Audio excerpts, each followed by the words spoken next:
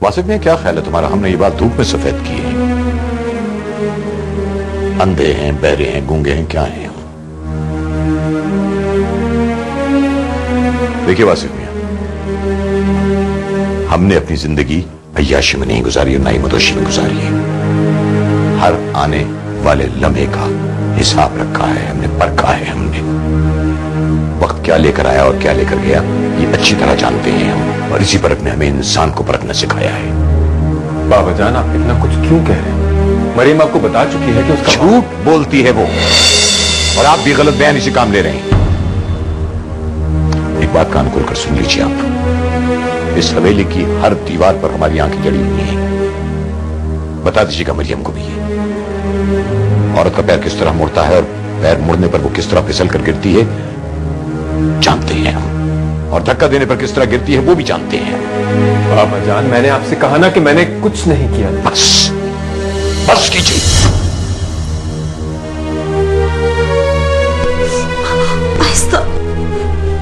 धक्का दिया था उन्होंने मुझे, कब से घर जाने की जिद कर रही हूँ। पता है रशी, जब से हिना की मंगनी हुई थी तब से उन्होंने मुझे घर नहीं जाने दिया। बीबी, जब लड़कियां ब्याह कर आ जाती हैं ना तो मैके को भूल जाती हैं। मुझे देखा है तुमने कभी मैके जाने की जिद करते हुए? हाँ हाँ जानती हूँ मैं, ना तो आप लोग अपनी बहुओं को कहीं जाने देते और जो बेटियां हैं उन्हें भी यहीं बसा लेते हैं। देखा देखा रक्षी, मरी हुई नुज़रत को ताना दे रही है। मामा प्लीज, सच्ची बात आपको ताने लगती है। मैं तुम्हारे मुंह नहीं लगना चाहती। कितनी बार वासिफ से कहा है भिजवा दो उसको घर। तो और क्या कर रहे हैं वो? आप ही के कहने पे अमल कर रहे हैं। मरियम प्लीज, अगर कोई बेवकूफी की बात कर रहा है तो तुम तो अकल से काम लिया करो। बस रशी, अब मुझे यहाँ नहीं रहना। मैं ससुराल वालों के लिए तो यहाँ ब्याह कर नहीं आई, खुद तो वो नौकरी के बहाने इस्लामाबाद में रहते और मुझे यहाँ कैद कर रखा है। क्या वो यहाँ बिजनेस नहीं कर सकते?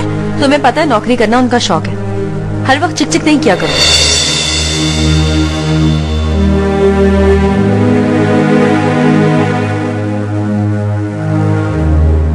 वासिफ मियां, बहुत शौक पूरा हो चुका।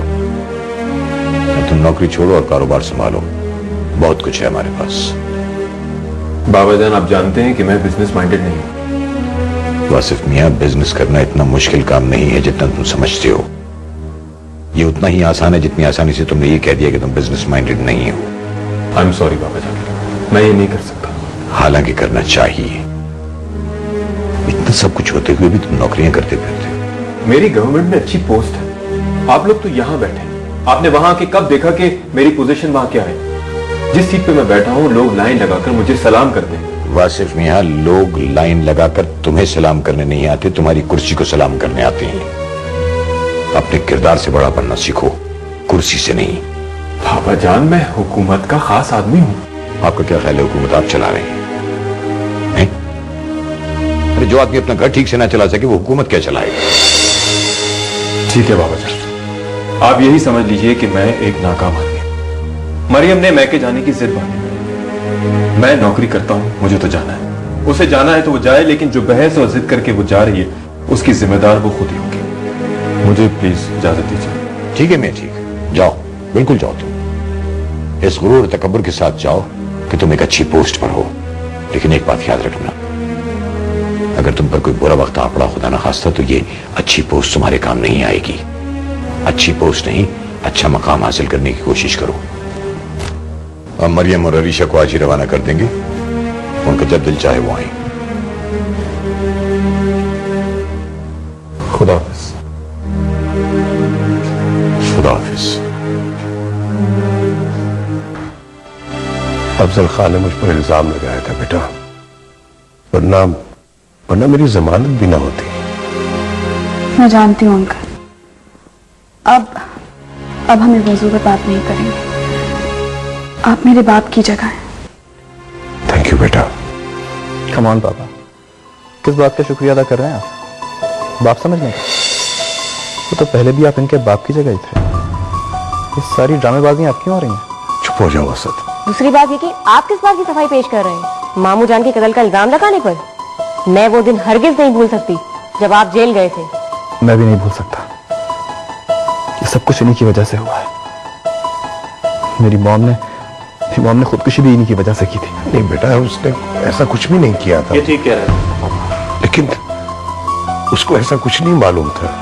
वो जानती थी, मैंने उन्हें बताया। क्या तुमने उसे? आई एम सॉरी बाबा, मुझे बाबा जान ने बहुत चढ़ा दिया था, इसलिए तुम चुप करो, मेरी बात कान खोलकर सुन लो। यहां जो भी बात हो रही है अगर ऊपर गई तो मुझसे बुरा कोई नहीं होगा। मेरे माँ बाप के साथ जो कुछ भी हुआ उसके जिम्मेदार सिर्फ तुम लोग हो, सिर्फ तुम लोग।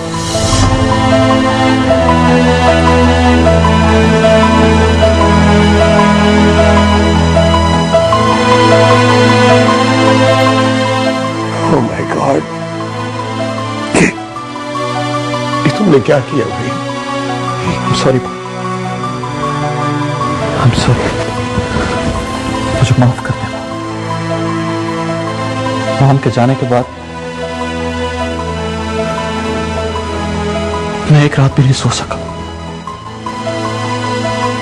आपकी गिरफ्तारी के बाद कोई ऐसा लम्हा नहीं था जिसमें मुझे सुकून मिला। मैं अपने आप को कभी माफ नहीं कर सकता। आपने क्यों किया था भाई? असल उन लोगों ने मेरा ब्रेन वॉश कर दिया था। वही बेटा, जो कुछ होना था वो हो गया, भूल जाओ इस बात को। देखो, अलीना तुम्हारी बीवी है, उसके सामने ऐसी कोई बात ना करना। आई एम सॉरी बाबा, अलीना से मेरा निकाह जरूर हुआ लेकिन वो मेरी बीवी नहीं। वाह, what a surprise. How can it be possible? मेरी तो कुछ समझ में नहीं आ रहा। हसन, अस्मा, तुम लोग ऊपर जाओ। जाओ यहां से, जाओ बेटा।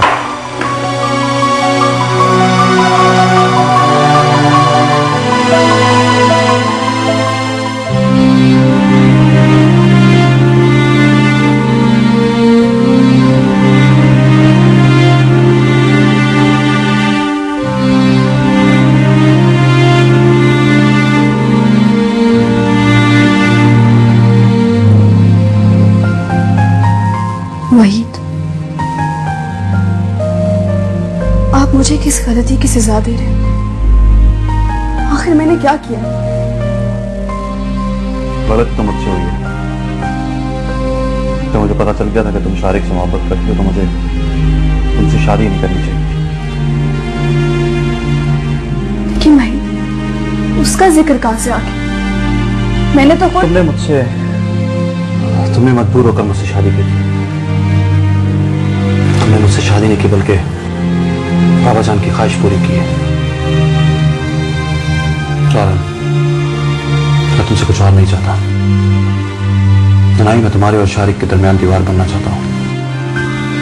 लेकिन चूंकि मैं तुमसे शादी कर चुका हूं, इसलिए जब तक बाबा जान इस दुनिया में तुम्हें ऐसे ही रहना पड़ेगा, और जब वो ना रहे तो मैं तुम्हें आजाद कर दूंगा। वहीद प्लीज, बाबा जान को तो बद्दुआ ना दे। मैं किसी को बद्दुआ नहीं दे रहा, बल्कि अब तो तुम भी बाबा जान की जिंदगी की दुआ किया करो। हकीकत तो यह है कि एक ना एक दिन सबने मरना है।